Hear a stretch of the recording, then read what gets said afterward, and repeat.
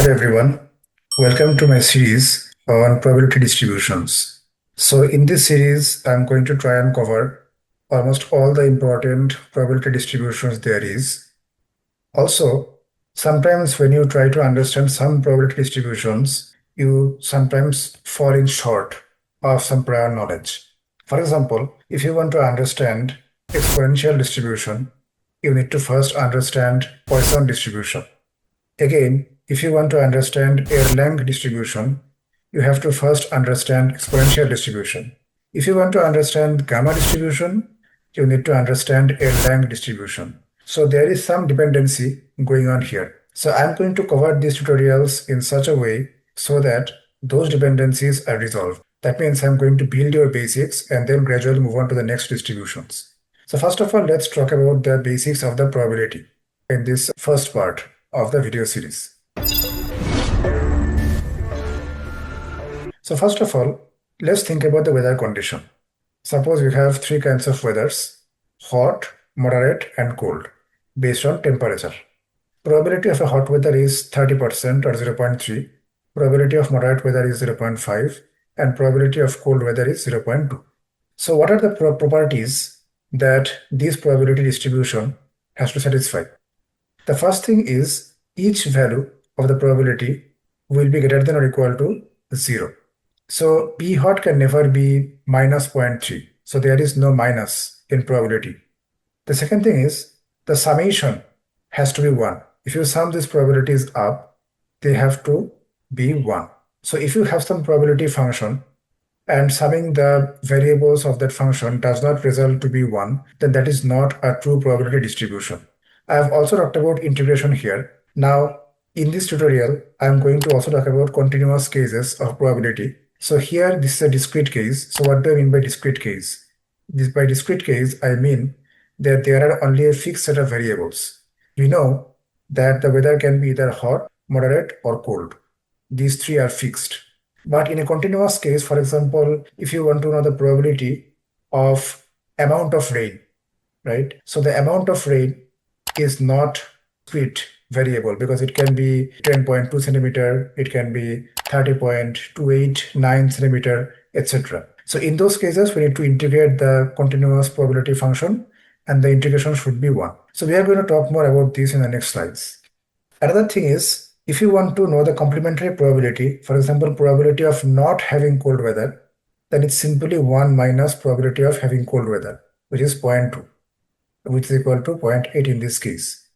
And finally, there is this OR condition in probability. So if you want to know the probability of having either hot or cold weather, then you simply add those two variables up, and that's it. So these are the basic properties of probability. I know that they don't look much, but they often come in handy. So it's good to know about these. So there are two types of probability distributions. One is discrete and the other one is continuous. So let's start with the simpler one, which is a discrete probability distribution. So let me give you a real life example of this. So for example, suppose you go to the office or your school or university every day by bus. So at the bus station, you obviously have to wait for the bus. So you want to know how many buses actually arrive at that station from 6 a.m. to 6:30 a.m. So after observing for maybe 1 year, you saw that in these 30 minutes, minimum 0 bus arrives. That means no bus arrives. Maybe it's a holiday. And maximum, you will see 8 buses. So you can see that this is a discrete distribution because the outcomes are fixed. So you can have maximum 9 outcomes, right? 0 bus, 1 bus, 2 buses, up until 8 buses. That is why we call this discrete probability distribution, because we are actually mapping the probability of these 9 buses. So here, this is a histogram. So probability distribution function looks like this nice histogram for discrete case. And for discrete case, it is not actually called distribution. It is called mass. This is just how the naming was done. So we can call this probability mass function or PMF. So probability of 0 bus appearing is 0.1. Probability of 1 bus appearing is something like 0.25. Probability of 2 bus appearing is something like 0.275, and so on and so forth.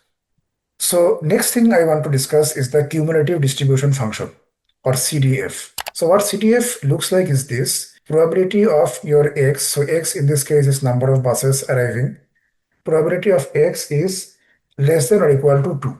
Now, this may be 2, 3, 4, 5, 8, etc. It doesn't matter. But whenever you are going to see probability of x less than or equal to some number, then that is actually cumulative distribution. So in case of discrete, it is very simple. You just add up everything that is less than or equal to 2. So probability of 0 plus probability of 1 plus probability of 2. That's it. Next thing is the mean or expected value. That means how many buses do you actually expect to appear from 6 a.m. to 6:30 a.m. at this bus station. So what is your expectation? So the formula for this is this: I equal to 1 to n summation of this xi pxi. So what does this mean? So in this case, this will be 0 into probability of 0, which is 0.1, plus 1 into probability of 1, which is 0.2, something like 0.25, plus 2 into probability of 2, which is something like 0.275, and so on and so forth. If you multiply each variable value with their probability and sum them up, then that will give you the expectation. And in this case, the expectation will be something around 2 buses. This is also called mean, by the way. So it's the same thing. Next thing is the variance. So we all know what variance is. Variance is the deviation or the difference from the mean of each of the variables. So what we are trying to get here is what is the difference between the random variables and the expectation whole square of that. What is the expected difference of this? That is the variance. So here this nu is the same as ex, that means the expectation, which I already mentioned. And we can break this x minus nu whole square up like this. So if we break this up like this and then take the expectation again, then it will look something like this: ex square minus 2 nu vx plus nu square. So you can actually see very well that nu and ex are the same thing. So this can be written as ex whole square. This can also be written as ex. So ex into ex is going to be ex whole square. So if you do the algebra, you are going to end up with something like this. Now, I prefer this form because most of the derivations of variance in different probability distributions actually use this formula. So I hope that you understand how this formula arrived. So because I'm showing you this, because this formula is very easy to understand because it is very intuitive. It is just the difference from the mean. But this is not really very intuitive. I mean, if I just told you that variance of x is equal to ex square minus ex whole square, I don't think that would make much sense to you, and you would just memorize the formula. So ex, how we calculate ex, we already know from here. So ex square is going to be like this: I equal to 1 to n xi square pxi. Okay. So sometimes, I mean, there can be confusion. For example, some people may think that this should be pxi square, but obviously that shouldn't happen because there is no such thing as probability of xi square. Okay, so ex square, ex cube, ex to the power 4, it doesn't matter. The random variable will only come inside the probability function. So this is all about discrete probability. So next we can talk about the continuous case with an example. So it's the same thing, waiting time for bus at the station. Suppose that in day 1, you waited 5 minutes for the bus. In day 2, you waited 6.6 minutes. In day 3, you waited for 2.23 minutes. So you now want to model the probability of waiting time for the bus. For example, maybe you want to know what is the probability of you waiting for a bus for less than or equal to 5 minutes, right? So how likely is it for you to get a bus within 5 minutes of arrival? So if you want to know the answer of that kind of question, then you need to resort to continuous cases, because as you can see that these minutes, so minute or the duration is a random variable here, and they can be quite like tedious. As you can see, 2.23 minutes, then someone can tell you 2.2322 minute. So you cannot really have a fixed set of values for this time variable. So it is continuous.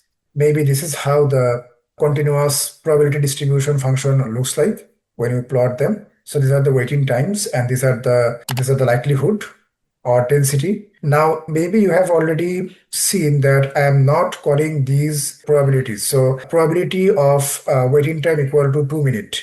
I am not saying that this is probability. This is a density or likelihood. So why is that? Let me clarify. So if someone asks you what is the probability of x equal to 3.5 or waiting time equal to 3.5, it is going to be 0. Why? It is very simple, because there are infinite possible waiting times. Now, waiting for a bus for exactly 3.5 minutes is not possible. Probably you have waited for 3.50000001 minute, probably. Okay, so this is not possible. So this kind of question does not actually make sense for continuous cases. But you can certainly obtain the likelihood or density of x equal to 3.5, which is the height of this particular graph. So for 3.5, the height is around 0.15. If you integrate this function, the area under this curve will be equal to 1. For a true probability distribution, the area under this curve is equal to be 1. Here I have also written the function here. I have also written the probability distribution function for this continuous case right here, which looks something like this. Okay. So if you integrate this function from minus infinity to plus infinity, then this is going to be equal to 1. That is why it's a true probability distribution. Okay. So as I said before, for continuous case, probability of x equal to 3.5, this kind of question doesn't make sense. So the more important one is the cumulative distribution function. So this is the true probability. So someone can ask you, what is the probability of you waiting for a bus within 4 minutes? Let me rephrase this. So how likely are you to wait for a bus and you get the bus within 4 minutes? So within 4 minutes, or maybe 3 to 5 minutes, or more than 4 minutes, this kind of question makes sense in continuous cases. So this is the cumulative case, and here you can see that it is minus infinity to 4 fx dx. Now in this particular scenario, I mean, there is nothing beyond 0, so we can write 0 to 4 fx dx for this case. So this is how CDF is calculated in continuous case. You need to integrate rather than taking the sum. So in the expectation is the same. So you just replace the summation with the integration. That's all. And also variance is same. You just replace the summation with integration.